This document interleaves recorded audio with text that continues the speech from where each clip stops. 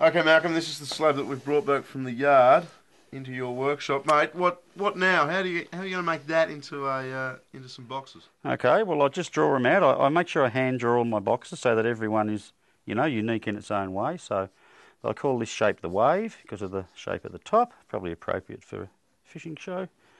And what I do is I use that wave shape and actually do a top and bottom shape on it. So there we've got two boxes.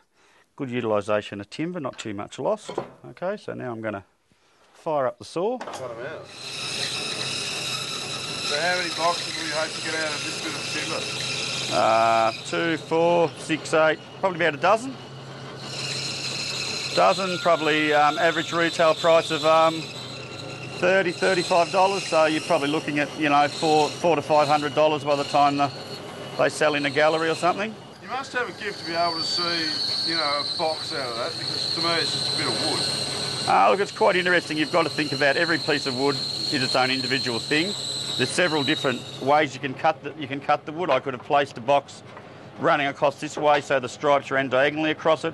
I could have drawn them out this way so it had the colour top and bottom. I particularly like this effect of the three different colours coming through the top of the box, because that's what most people see when they're on my market stall. They'll see the box from this aspect and that's what they'll see. Okay, so I've cut the back off now, so now what I'm doing is cutting out the drawer. So that's basically a box now. You've got the outside carcass, this is the drawer going in. That's the front of the drawer there. And from here it goes down to the house for my crack gluing team to work on it. Beautiful. It is quite literally a cottage industry, but there are hundreds of craft people like Malcolm beavering away all across the state.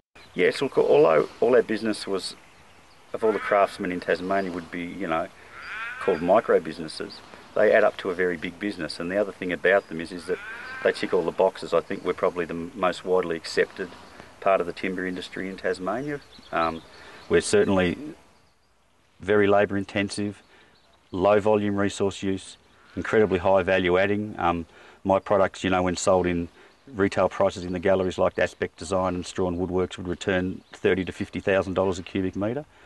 And then there's a real feel-good factor with the tourists taking home a bit of just beautiful Tasmanian timber. All right, it's not just little knickknacks and boxes that can be created out of our special species timbers, Nick. No, the master craftsmen have a crack as well, and this is the Design Centre Tasmania, where here you will find virtual works of art, Andrew, all made out of wood.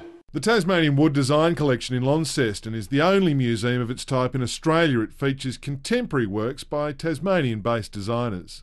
Basically, we've always had in Tasmania a fantastic ethos of making do and making chairs and making coffee tables and stuff. I think every Tasmanian man with a shed would have a piece of hewn pine stacked away at the back of the shed that he's always going to make something with.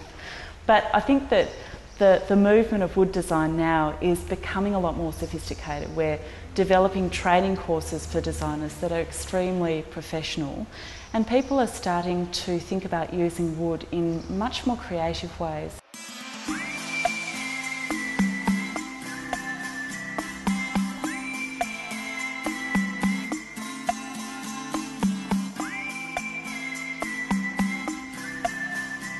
I'd say probably over the last 5 to 10 years there's been massive improvements in how special species timbers are managed, and the Design Centre is actually involved in working with a whole group of people at the moment, including timber processors, millers, Forestry Tasmania, various other people, in trying to put together chains of custody for special species, where we'll actually be able to track special species coming through the forest floor right through to the finished product, to be able to ensure that the supply is legal and sustainable.